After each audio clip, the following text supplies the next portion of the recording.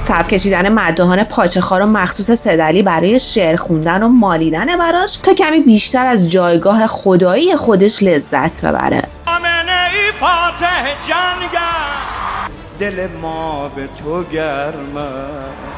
جدی میفرمایید؟ از طرفی در اقدامی ناگهانی خبر رسیده که آماده سازی پنهانی سامانه موشکی سپاه پاسداران برای حمله به اسرائیل به دستور سدعلی خامنه‌ای اتفاق افتاده که گویا قراره از طریق خاک عراق این عملیات آغاز بشه و هر لحظه جزئیات بیشتری داره ازش منتشر میشه.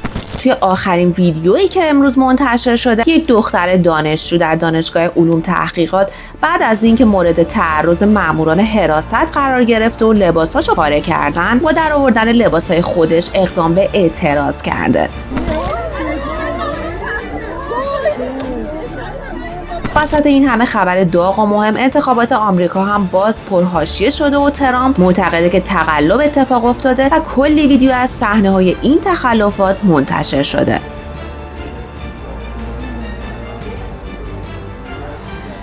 فقط لطفاً برای حمایت از ما ویدیو رو لایک کنید و عضو کانالمون شین. خب سدعلی که سالهاست علاقه زیادی به شعر و سیخ و سنگ و محافل شاعرانه داره، باز هم مورد توجه رسانه ها قرار گرفته.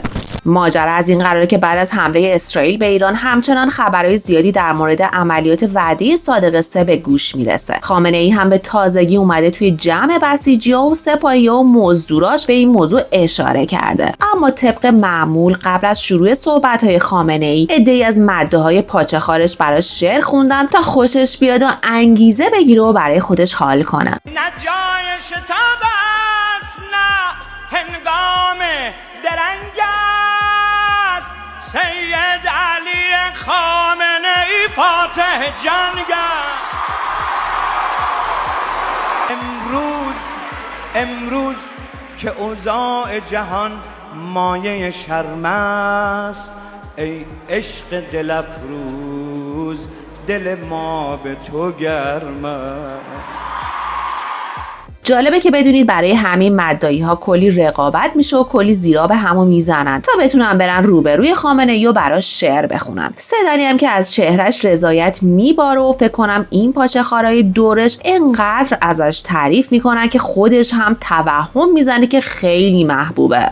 اما سخنرانی سدعلی کلی نکته هم داشت و به طور غیر مستقیم اشاره کرد که دوباره به اسرائیل پاسخ داده میشه. از طرفی نشریه نیویورک تایمز آمریکا روز پنجشنبه 31 اکتبر به نقل از 3 منبع ایرانی گفته که رهبر جمهوری اسلامی دستور حمله تلافی‌جویانه علیه اسرائیل رو صادر کرده. به گزارش این نشریه، علی خامنه‌ای روز دوشنبه به شورای عالی امنیت ملی دستور داده تا برای حمله به اسرائیل آماده بشن. این مقامات گفتن که رهبر جمهوری اسلامی این تصمیم رو پس از بررسی گزارش مفصل فرماندهان ارشد نظامی درباره میزان آسیب‌های وارده به قابلیت‌های تولید موشک و سامانه‌های پدافند هوایی ایران در اطراف تهران، زیرساخت‌های حیاتی انرژی و یک بندر اصلی در جنوب ایران اتخاذ کرده. از قول علی خامنه‌ای گفته شده که دامنه حمله اسرائیل و همچنین تعداد تلفات به قدری زیاد بوده که نمیشه اون رو نادیده گرفت و عدم پاسخگویی به معنای پذیرش شکسته. سردار کوثری هم از شارژ مجدد سکوی موشکی ایران برای پاسخ به اسرائیل خبر داده و گفته لانچرها و سکوها شارژ شده و آماده پاسخ به رژیم صهیونیستی هستند. از قدرت تخریب موشک‌ها دنیا متحیر خواهد شد. بله ظاهراً حالا سپاه کلی برنامه‌ریزی کرده که دوباره حمله کنه و احتمالاً دوباره اسرائیل هم حمله خواهد کرد و بازی عده از جوانای مملکت کشته خواهند شد. البته توی حمله قبلی که چندین نفر از نظامیان ایران کشته شدن، خیلی به نفع جمهوری اسلامی شد و طبق معمول اینجوری مظلوم نمایی هم کرد. اگه یادتون باشه یکی از همین نظامیان کشته شده سرگرد جهان دیده بود که حالا همسرش هم به میدون اومد و سخنرانی میکنه. به عنوان همسر شهید حمزه جهان دیده صحبتم را با جمله‌ای از حضرت آقا شروع میکنم. موضع ما در قبال رژیم جعلی صهیونیست همان موضع قبلی است. این رژیم مانند توده بدخیم سرطانی باید خشک شود و از بین رود. شهادت همسر عزیزم جناب سرگرد حمزه جهان دیده در راه آرمان‌های رهبر عزیزم را به همه مردم و هموطنانم تبریک عرض می‌کنم. دشمنان ایران اسلامی بدانند طفل 3 ماهه و کودک 7 سالم را برای حراست از اسلام و مردم ایرانم خوراک موشک‌های دژخیمان می‌کنم. حکام رژیم صهیونیست بدانند اگرچه حمزه من به شهادت رسید، اما این بیشه پر است از حمزه‌های این چنین.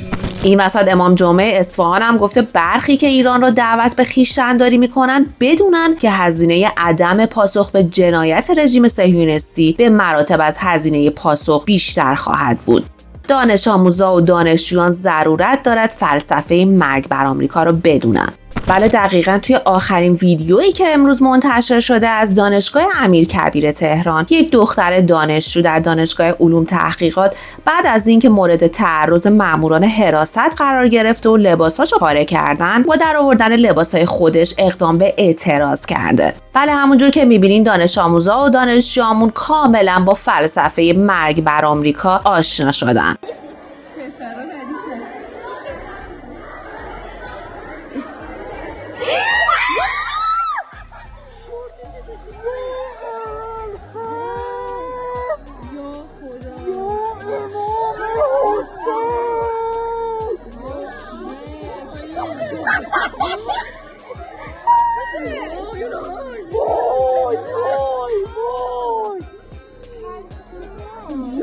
من چشم باورش نمیشه داره من بگم این سره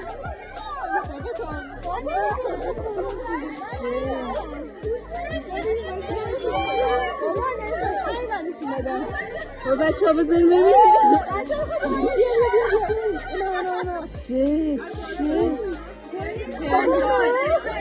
حراست داره میدوه بشی میگه شما چه دانشگاهی میگه